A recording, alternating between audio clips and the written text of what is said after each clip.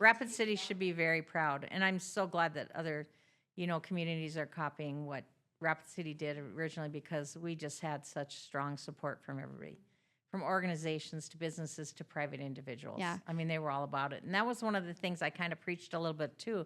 The beginning is like, we are doing a lot of help to other countries about hunger, but we are not doing anything here. Right here. And what are we doing for our neighbors? And I think that hit home. Yeah. That people started to look at, my neighbor's hungry. And, Yeah. And that's one of the things too I think about is that it doesn't matter where in the world that you are, we enjoy each other's company around food.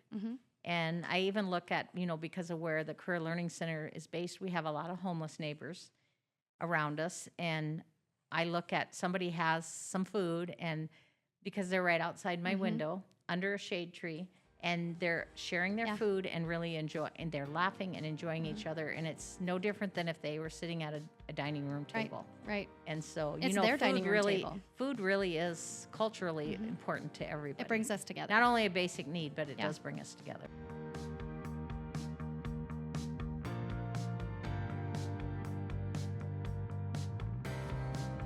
Hi, welcome to this week's episode of 50 Faces of Feeding South Dakota. We're glad you're joining us. We've got some great conversation this month around child hunger, which is something that many people are aware of. It's a near and dear topic to many hearts, whether it be our supporters, people in schools, people engaging with kids in daycares, all across the state. We have a lot of conversation around child hunger. And so this, as we head back to school in August, was a great month to really build our podcast episodes around that. So I'm excited for today's conversation. We're going to go back into the archives a little bit today and talk about how the BackPack program got started with Feeding South Dakota. So we're in Rapid City today, and I'm going to start off. Why don't you go ahead and introduce yourself?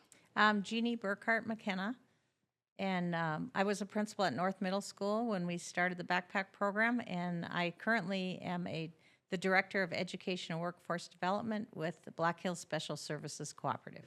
So, Jeanne, you, how long were you the principal at North Middle School? 10 years. 10 years, okay. So, 2006, I believe, was when the first BackPack program happened with Feeding South Dakota. And, I mean, way back when the podcast started this year, in January, when Matt Gasson visited with us, he talked about the start of the BackPack program. Because the organization has really transformed from here in Rapid City potato giveaways, to what we are today, which is a lot of specific programming. So let's talk a little bit about 2006. Let's go back. Okay. What were things like in the school in Rapid City? Well, of course, I was at North Middle School, so about 79% of my kids were considered in the impoverished range. So receiving free school lunch. And the thing is, when we started really seeing that our kids were going hungry on the weekends, and when I say we, I'm talking about my North Middle School team. Yeah.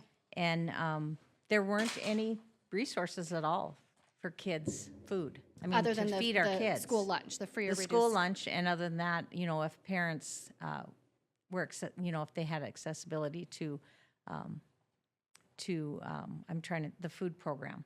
like But the it food wasn't stamps specific, food stamps, but they were not specific to child hunger. So, as you mentioned you started noticing over the weekends. How did that come to be obvious to you? Well, I worked a lot of weekends, and I enjoyed working the weekends because I got caught up. You weren't getting all the phone calls. And so kids would come knocking on my office window because they'd see my pickup out front. And they would ask if they could come in, which, of course, I let them come in. And they would want to work for me. And I'd put them to work filing and shredding and what have you. Yeah, just good, some busy wholesome tasks, things to do, yeah. And I always had snacks in my office, which the kids knew. So then they were eating while they were working. And that's really what it came down to.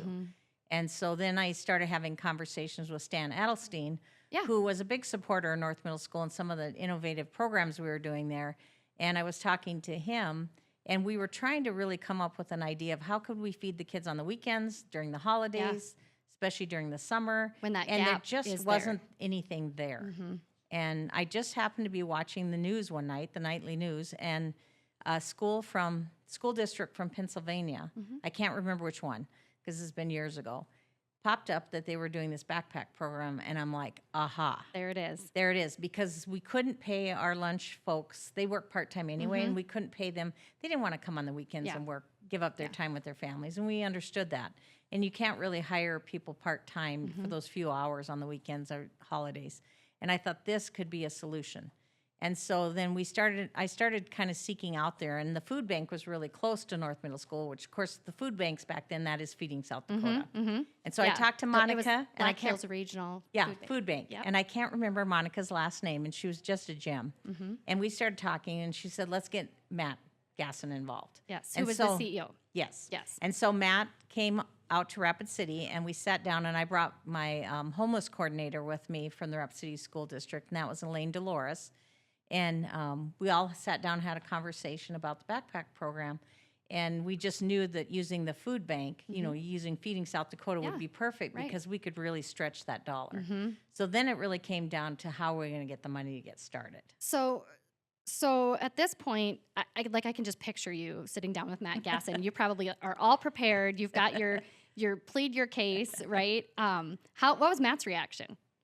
Matt was great to work with. He was like, let's do this. Yeah, let's do it. Yeah, it just fits with the mission, right? Yeah. And so, we had that conversation about what kind of money do we need.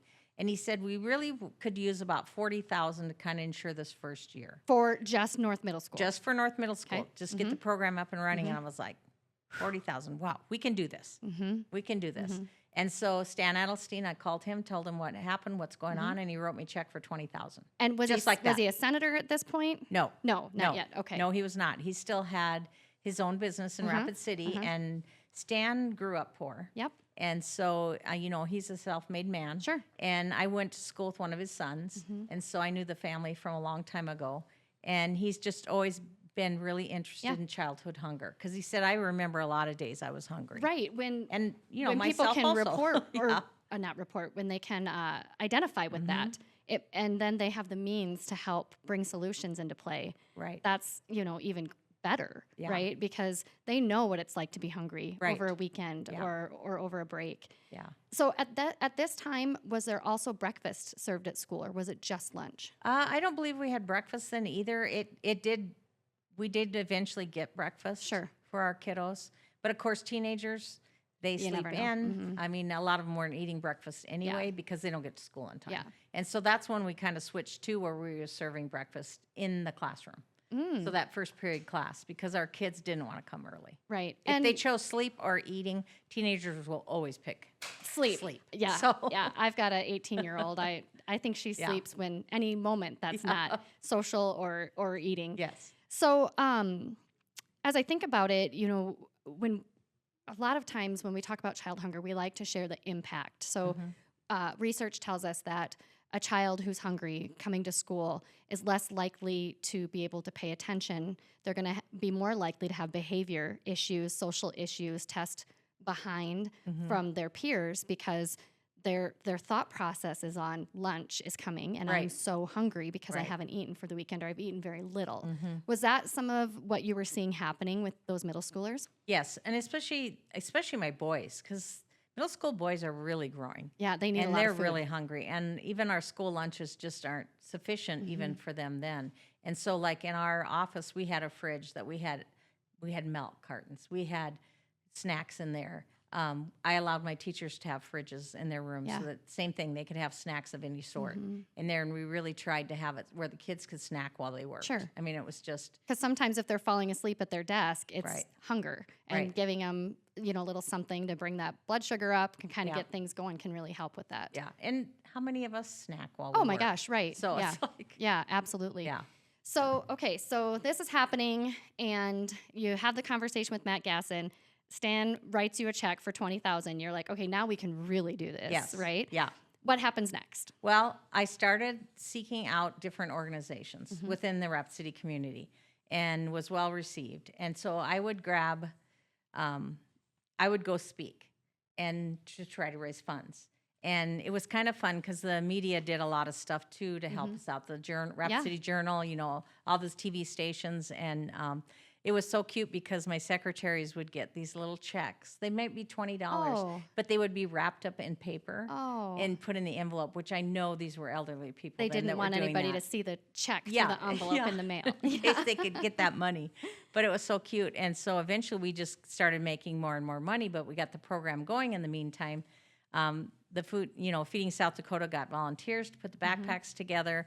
We had backpacks donated, so we had those available if the kids didn't have a Actual backpack. physical backpacks. Yes. Because we wanted the kids not to have other kids seeing them carrying a pack of You were food. worried about the stigma. Yeah. And so then I started bringing kids that were already on the backpack program. I started bringing them to some of these speaking engagements. Wow. So I'd bring 2 or 3 kids with me every time. And they it were was willing. So funny. They were- yes. it was- I went to the insurance agents in Rapid City, and we had several. I was trying to think, probably 30 or 40 insurance folks there. And the gal that had set it up said to me, well, we're probably going to donate about $1,500. I said, that's fantastic. Yeah. I was so excited. And I had 2 of my students with me, and they spoke. And I'll never forget one of the little guys, and I know he was the reason why we got a bigger donation. But he said, when I bring my backpack home on Friday night, he said, I live with my grandma, and she has a special place in my cupboard where I get to put my food. And she loves oranges, and we can't ever afford to buy fruit. So if I get oranges, I always save the oranges for my grandma. Oh, gosh. Yeah. And so it was like, they ended up donating like $15,000. I mean, it was just an incredible amount, over $1,500. That was So it was just like, add and I another know zero. he's the reason Yeah. that why we got that big donation. Well, it's really difficult to hear. And I remember before I worked for Feeding South Dakota being at some United Way rallies. And I remember Feeding South Dakota coming in to one and talking about the backpack program. And the gal that came and spoke talked about how kids would take that home and they would hide it, hide parts of it so that they could have a Thanksgiving meal. Like if there was a can of green beans in there or something, applesauce, and they'd kind of stash it away so that for a holiday their family had something to eat. Or they'd have to hide it because they had older siblings or younger siblings that could take it, and it was less food. And I just remember that being so impactful to me because I was fortunate to not have to experience that. Right. And it would have never crossed my mind that that's something a child actually goes through every day. That, they have to have that forethought of protecting that food so that they have something to eat. And I just thought it was so great that there was something out there that could help meet that need. Yeah. Well, and my mom and dad, I didn't go hungry. I know we didn't have a lot of extra money, but I don't ever remember going hungry. But my mom and dad both grew up very poor. Yeah. And my mom and dad actually, and so Victor and Dorothy Burkhart, one of their good friends, Peggy Pintock, came every Friday to hand out the backpacks. And they really streamlined the process. And it was just something they loved to do because they understood that. Yeah. And they had a box up on the stage so they would have the kids go through the backpack, and anything they knew they wouldn't eat, they put in the box. And then they could grab anything extra out of the box that they wanted to. What a great idea. Yeah, and so that was their idea to do that. And so we never had anything in the box by the time the last student left. But that And you way made sure stuff wasn't everything thrown away. right, everything got used. Everything got used. And they were going to eat what they... And I would have never thought of that, but that's something my mom and dad and Peggy thought of. Yeah. So that was pretty cool. She knows how to be resourceful, it Yes. sounds like. Yeah. So Feeding South Dakota gets the food, gets the volunteers, the actual physical backpacks. Do you know how the decision making went into play for what food to put into the backpacks? Well, when we started, we had to start kind of cheap. I have to be honest, till we got it figured out. And then as more donations came in, because really for 2 years, yes, I was a principal in North, but I was doing a lot of fundraising. And so For this program. just huge, yeah. It's a lot of speaking engagements. As more money came in, we were able to add more fruit. And so that was something Feeding South Dakota constantly look at is how can we get this backpack of food healthier for our kiddos, but yet something that they can keep. They also thought of things that I hadn't thought of, like if it was something canned, they had the Pop Tops. Yes. Or before we had the Pop Tops, they would buy can openers, can openers, so that the kids could have a can opener. Yeah, And so that was stuff I hadn't thought of that Right. Feeding South Dakota Or- figured out. because we still have families that may not have a can opener, or if we put particular fruit in some of our programs, like a whole pineapple, Right. They can't cut it. or don't know how, Yeah. right? They look at it and say, "How do I get into Yeah. this?" And anybody could, Yeah. but the reality is, the less you're, eating the whole fresh fruits like that, the Yeah. less you know how to work with it. So I had some students that actually, because a lot of if they were older siblings, they were taking care of younger siblings, because a lot of my parents were working more than one job. And so I had one girl that was, when she got the canned stuff, like if she had SpaghettiOs or whatever it was, whether it be at the BackPack program or something else, she would run hot water and run that can under it so she could heat it up to serve to her siblings. And we would find that out. So we started asking people to donate microwaves. So then we started handing out microwaves to some of the families that needed those. And that was really for the kiddos that were actually producing the meal for the family that evening, because mom or dad were working. Yeah. And at that time, there was an Easy Mac that you could just throw in the microwave, you know. And I that's a really good point. You know, because they didn't have a stove. They might be living in one of those efficiency hotel rooms, and they didn't have a stove or anything. They just had hot water. Had a little fridge and hot water. But a microwave they could plug in and have that. So that is really above and beyond. Yeah. I mean, I can see why you were fundraising for so long. Because, I mean, food is one thing, but then all the things to go with it, to cook it. Well, and I did that for 2 years, and then in 2008, United Way approached me and said, we'd love to take on the BackPack program, and they had heard that I was retiring from the district and that I was trying a different venture. They didn't want it to stop. And they didn't want it to stop, which I was because that was my worst fear about leaving, was that what's going to happen to the BackPack program, because by then we had added all of our feeder schools. So like Horseman and General Beetle and Knollwood. Now it has expanded 2 years later. Yeah, and Central High School eventually. Wow. So yeah, so then we had in 2 years, that's a lot of additions. Yeah. Wow. So, and that was the community, you know, sending us $20, $30 checks. I mean, I had some for $5 and $10, but it all adds up. And it does. It really adds up. It does. And that's something that I think is just so beautiful about a food bank. Yeah. And that you can support it at whatever level you can afford. Right. You know, that $5 will go, just, you know, it can be just as impactful as a larger gift because it's still going to make a difference. It's still going to make something happen. And even if dollars aren't what you can give volunteering, you know, we need people to pack the backpack. You have lots of opportunities to volunteer. My mom always taught me handwritten gift thank you cards. And so I wrote handwritten thank you cards to anybody that donated. Oh, wow. So yeah, and that was a lot of time. But it was worth it. I mean, it really was worth it, because people needed to know how important that was. So then United Way came and took it on. So they did the fundraising. And then I ended up moving to Utah. When I came back, Feeding South Dakota had it. Then we had it. Yeah. It was like, yay, it's still going on. And then I forget who I was talking to, because I was helping with a giveaway when I came back. And he said, oh, you're the backpack lady. And we started talking. And he said, we feed over 5,000 kids now. And I said, what? I just teared up. I could not believe it. I was so excited. You should be really proud of yourself. I mean, you really should. What an amazing thing to have brought to the state. And I'm guessing you don't get enough accolades for that, but it's okay. The important thing, it's still here. It is, and that's what you know. Yeah, makes me feel good. You're really just a person who cared so much that you wanted a solution and found it and made it happen. And I mean, I would guess we'd have something in place by now, but at that time that wasn't on the radar. And meeting the needs of children is so important. We want kids to be able to succeed in school, to set them up for success in their post-graduating, you know, whether they go on to college or they go into the workforce, you know, if anything that they're learning in school is going to just help them. And sometimes that can change that cycle of poverty and hunger so that the next generation isn't in that same situation. Right.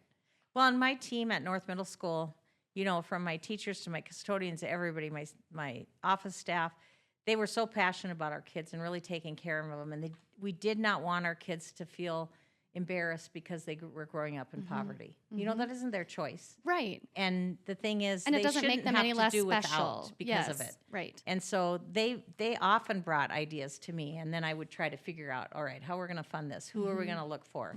Because I'm not scared to knock on doors. Yeah. And so obviously. Yeah. You're not afraid to elevate it. I still honestly, what I keep thinking about is those kids coming with you to speak. Yeah. And that was a game changer. I can only imagine. And you talked about the stigma, and even today, you know, stories are what the supporters of Feeding South Dakota want to hear. You know, they want to know how the food that people are receiving is positively impacting. And it has become very difficult to gather those stories because of, I believe, the stigma around hunger. Right. I think it's really difficult for people to share that. And actually, the backpack program itself has kind of morphed into something different because we found that at some point middle schoolers didn't want that food because of the stigma behind it. And so now the backpack program is really strong in elementary schools, Right. where those kids maybe, they're hungry and they're just interested in meeting the need of food. It doesn't matter that they're taking a bag of food home, especially if there's 3 other kids in their class that are taking that bag of food home. Well, it's almost kind of like, you know what? I'm a 5th grader and I'm bringing this backpack food home for my family. I am helping support my family. Yeah. Which gives them a really sense of pride. Yes, a sense of pride. And participating. So when the program started in the middle school, you said there were some efficiencies to be built, of course, with anything that's new. What did you notice? I mean, did you notice a shift in the kids themselves that were getting the food? Oh, yeah, definitely. In fact, we would get a pretty good waiting list, and so we really tried to help conquer that. Yeah. So constantly I was calling Monica, hey, Monica, we need another 20 backpacks. We have this. I got more checks in. I have more money coming. Because what I did is the checks came in to me at North, and then we basically, if they were written to North Middle School, we signed them over to Feeding South Dakota. So sure. Feeding South Dakota took care of that, which was a huge part for me. If we had to, take care of the finances, that could have been an issue. And so the I sourcing really the was just food on the road with my kiddos you had doing the show. Doing the show. I got to do the fun part. Monica got to figure out, and Matt, all the rest of the stuff. So the logistics of it. So that was 20 years ago, right? It's been that long ago. Yeah. Do you ever, do you know, some of those kids that were part of that initial start? Yeah. Do you know? Talk a little bit about that. How are they doing? It's funny because one of my students, I had to get a crown, and she struggled in school, but she was so artistic, and she was making my crown, and I said, it's going to be a beautiful crown because you were one of the best artists I ever had. And this is when I was even a teacher, and it was a beautiful crown, fit perfect. But I mean, I'm running into students all the time. I had a past student that just was voted in the city council. Wow. I mean, so it's really cool to see. And now, because I work with adults at the Career Learning Center and all over the state with some of the programs, I have 11 programs that I oversee. And I see students, and they come in, some of them come in to get their GED, and they're like, they tell the instructor, I think that was my principal. And she'll tell them, well, she's your principal again. But it's good conversation, because then they apologize. They said, I didn't finish high school. Hey, you guys, you know what? You're here now. That's what's important. Right. And we're going to help you finish this. The You're going to get you're done. making now is what matters. Yeah. So it's really fun to see students and their families. And I do have definitely some success stories of just seeing kids. And sometimes you don't see those. That's the thing in teaching. Yeah. Sometimes you never see the successes later on because you don't run into those kids again. Yeah, and But my first students I ever had as a teacher in Rapid City are now 49 years old. Isn't that something? Yeah. Wow. Yeah. Did But I that had time an just go elementary. like that? Yeah. Yeah. Yeah. So it's Those were crazy. elementary kids. Those were elementary kids. Yeah, They're now 49. And now you're with adults, and so Yep. it's pretty. Yeah. I can see why that. You're seeing. And it we're again. still working with Feeding South Dakota because we have a student pantry. You do, yeah, and at so our that's site. a little bit how the program has evolved over time. So now the backpack program started here at North Middle School, and is now statewide. So we partner with 85 schools That's amazing. to every year in the school year deliver the backpack program. Summer's a little more tricky because there's, to your point earlier, there's not staff in some of these rural communities, because we have volunteers pack the backpacks, and then they get delivered or picked up, and then it's staff at the school that hands them out. And if they're not there to do that, or if there's not a summer school program where kids are coming to the school for that access, that makes it a little more difficult. But we do have sites in Rapid City and Sioux Falls, because there's typically staff there, that run for, I think, 8 of the 10 weeks of summer or good. something like that, But So that's definitely evolved. yeah, it has evolved. Because before I would feed my kids in the summer because we had a summer program. Yeah, and I know Sioux Falls School District, I don't remember if it was last summer or the summer before, did meals in the summer, and that was great because there are so many kids that need access to that. And then that helped us because the backpacks could go and they'd come in and get lunch or breakfast and lunch, and then they'd have the backpack at the end of the week to take home. Yeah. And that just was more access. But I talked a little bit about how the middle school has become a little bit of a stigma. And so a lot of elementary schools that we partner with, a couple of high schools, but school pantries have really, we don't have very many of them across the state right now because that is a lot of work on the staff part. You have to have the space in the school to have the food. You have to have the volunteers to order the food, receive the food, stock the food, manage the pantry. But the high school here in Rapid City has one. And is that at Rapid City High? Yep. And it's open to any family that has a kiddo in the school district.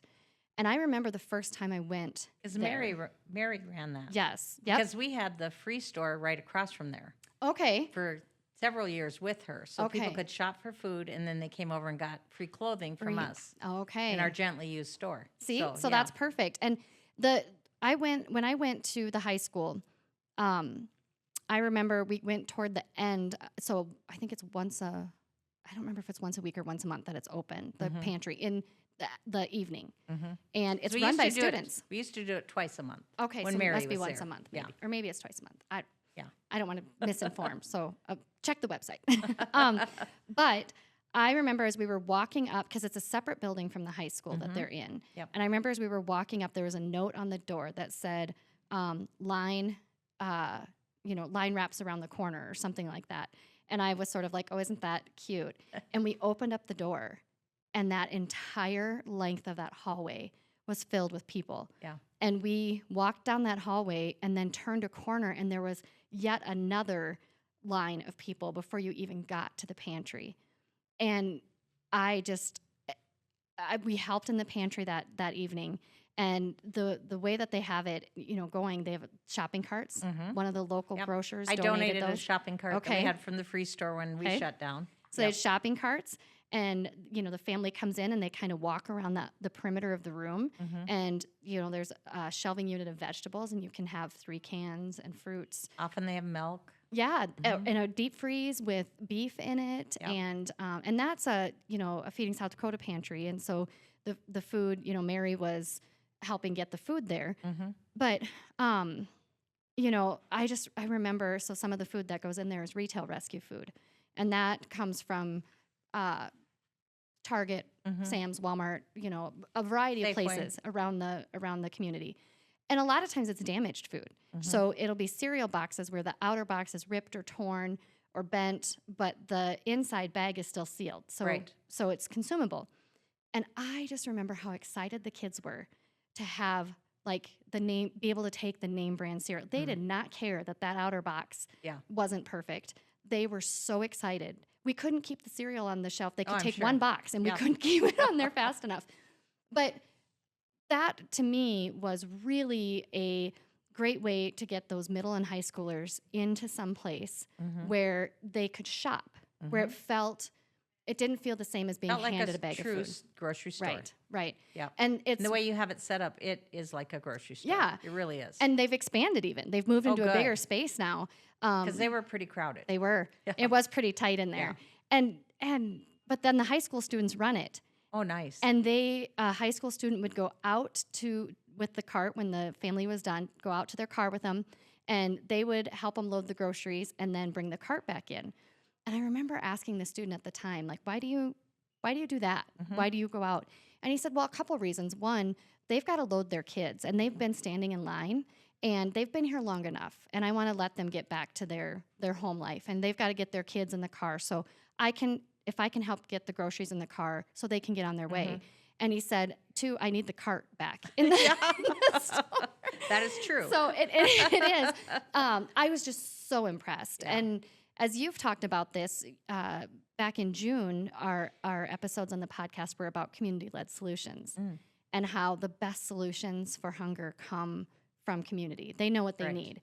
And this really could have fit well into that discussion too, because you knew what you needed, you had the idea, and your community just came out gangbusters to support it. Yeah. And take it over and continue to develop it. Rapid City should be very proud. And I'm so glad that other, communities are copying what Rapid City did originally, because we just had such strong support from everybody. From organizations to businesses to private individuals. Yeah. I mean, they were all about it. And that was one of the things I kind of preached a little bit too, the beginning is like we are doing a lot of help to other countries for about hunger, but we are not doing anything here. Right here. And what are we doing for our neighbors? And I think that hit home. Yeah. That people started to look at my neighbor's hungry. And, Yeah. you know, and that's one of the things too I think about is that it doesn't matter where in the world that you are, we enjoy each other's company around food.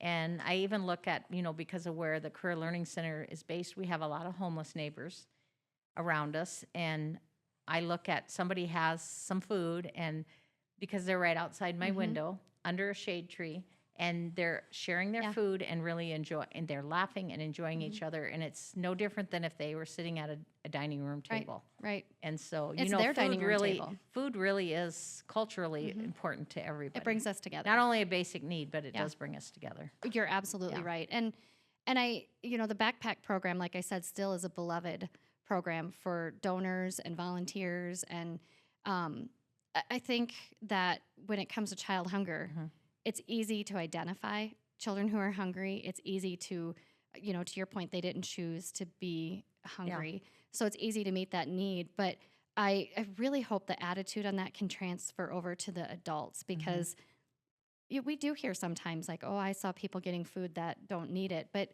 we don't know their situation.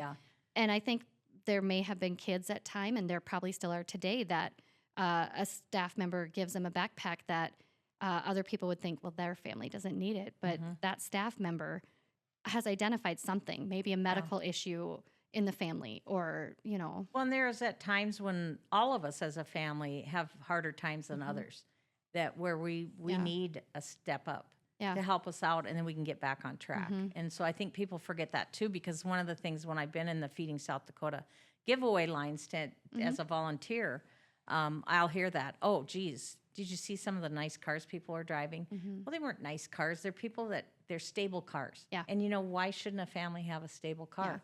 These parents are probably still working, but maybe they're probably not making, you know, like a salary position. They're making an hourly position. And I know people think, oh, you know, they're making $18 an hour at McDonald's, but if our cost of living and everything else, especially with housing, is insane. And you know, I find you need a car to drive to work, or you can't keep your job. Or they may have borrowed it from a neighbor or a friend, or they may be there picking up for somebody who can't get there. You don't just don't know the situation. So don't judge. Just don't judge others. That's a hard thing, and I think we're very proud people here, and asking for help is difficult. And so really our thought process is, if somebody is there asking for food, they need the food. Yeah, we don't need to question them. We don't, and the thing is, if somebody is, especially like some of the federal programs, I know that because I work with a few federal programs, there are so many speed bumps along the way that people really get disheartened before they. And I thought, you know, if a typical person had to go through all of the obstacles that someone has to do to get a resource, they wouldn't do it.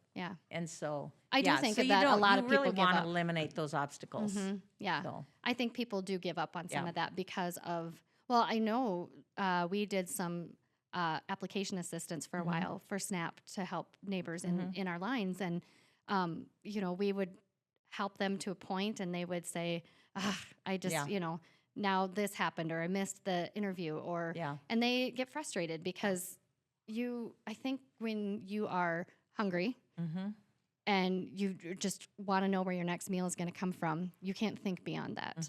And so when the solution isn't easy sometimes, then that's not a solution. Right. And that's where we come in. You know, we come in to meet the need while it's there, while also helping them, you know, hopefully to get to the next level where they don't need our food access, because they've been able to successfully get other resources or change, you know, their situation. Well, and Feeding South Dakota has helped us too with the Community Connect event. And what we do there is we have the free store, a huge free store, but we also have like 25, 30 agencies there, and that is to help people so that they can stop and see maybe 6 agencies where normally this would be a different day appointment for those 6. And the agencies will tell you too, we saw 25 individuals and families today. We couldn't see that many people in a week. No. Usually a month. Right. Yeah. And so that really helps. But Feeding South Dakota has partnered with us on several of those events too. Yeah. So, Well, we love Feeding South Dakota as a partner on everything that so we now do out there. there's not. I mean, I invited you for good reason, but not to toot our horn.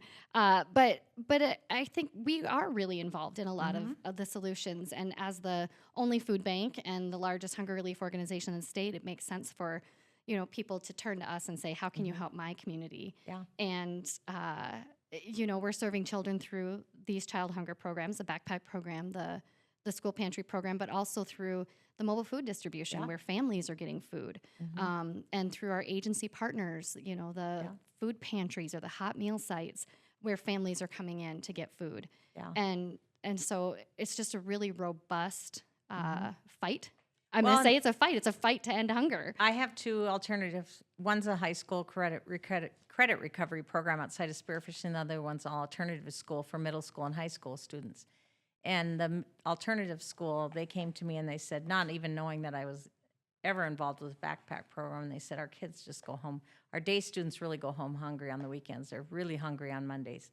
And I said, well, have you ever thought Here's about somebody the you can BackPack call. program? Yeah. And so then I actually met with the peer team and got that rolling. So now we only needed 8 backpacks, which that's doesn't pretty simple. sound like a lot, but it's still a big process. And so Spearfish, luckily, their team, the staff team there is actually delivering to our site because we're that's just right great. behind the Holiday Inn outside of Spearfish. Oh, that's And great. so now the kiddos are taking Yeah. backpacks home on the weekend, and the staff has said, oh, it's made a huge difference. Yeah, that's So good. yeah, but again, Feeding South Dakota had their doors open, and it was like, Well, that's, I'm grateful that our organization, we get great support from across the state, and I'm grateful that we can be there to be a solution when people need it. Yeah. And we know that in rural communities, there's even greater challenges, and sometimes those backpacks mean even more than they do in Rapid City or Sioux Falls or Pierre, because it might be the only program. We might not have a mobile there, or there might not be a food pantry. well, I know a principal, and this has been a few years back, I mean, several years, and she was at Ulrich's as the principal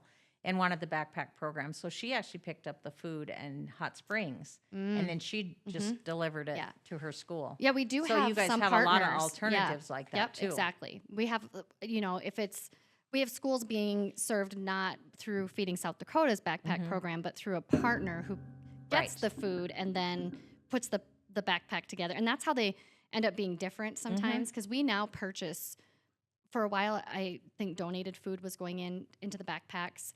And now we purchase it so that we have control of quality, but also can balance with those healthy foods. That's fantastic. And we don't put fresh fruit in anymore. We got a lot of complaints from bus drivers about things left behind. And so it's fruit cups or canned. I mean, we would love to be able to do that, but if it's going to waste. That used to be like one of the kids' favorite when they got fresh fruit. Yeah, it is. Lori, our CEO, tells a story about being at a mobile distribution, and plums were being given to, out to families.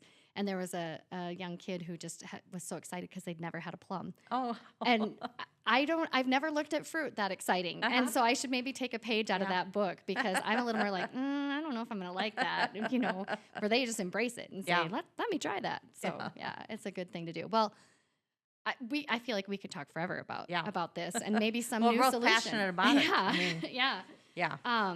But I thank you for being able to get this started and helping us get to where we are. I mean, really, where we are today. That's good. And just being able to meet that need and have schools know about the opportunity to partner with Feeding South Dakota. Well, I think that's what the backpack program really brought about. And I think nationally, because it's pretty big nationally, and I'm not taking credit for starting it, because I copied from somebody else, which you do that. Yeah. If there's a great idea out there, why recreate? But, and we made it our own here in South Dakota. But the thing is that I think people really do look as hunger as being, it is our neighbor issue. It is not, we're not so busy. And I'm not saying that we shouldn't help other countries, but we really need to take care of our country first. Yeah. And especially our children. And help them thrive. Yeah. Because and food is a very important component of that. Right. Socially and physically, to your point. Well, I have one question for you before we go, and it's not in my my list of questions for you. If South Dakota were a fruit or a vegetable, which one would it be? So what, not just like the category, but like a name of a fruit or vegetable. what one would it be and why? Boy, that's a tough one. I'll tell you, I've had a variety of I answers. think we'd be I don't know if it's a fruit or vegetable, but I think we'd be a tomato. Okay, well, that is Because is it a an fruit? argument. It is, I think, a fruit or a vegetable because South Dakota, we are resilient as a state. We've weathered a lot of storms nationally. I think people just help each other out when it comes. We still, even in the, Sioux Falls and Rapid City areas, people do just get together and really help out when there's, a crisis or an event that's a tragedy or something else. I mean, we really support each other. So I think I'm saying tomato because it would be hard to describe this as a fruit or vegetable. I think for both. Oh, that's really unique. Okay, that's a unique answer. And there's nothing quite like a fresh tomato from the garden. So I'm worried about my tomatoes right now, but I did have a little green one pop up today. Okay. So we'll with we'll our hope weird for it. weather. Yeah, it has been strange, hasn't it? Well, thank you so much for being here today and sharing your story with us. And thank you for tuning in and listening to today's discussion. If you want to learn more about Feeding South Dakota's BackPack program and child hunger programs, visit our website under the programs page where we outline how we're helping fight child hunger. 1 in 5 kids in South Dakota is considered food insecure right now. So this is an issue that we need to partner with more communities on and be able to help fight that child hunger. Go check it out and see what you can do to bring a hunger solution to your community. Thanks for having us today.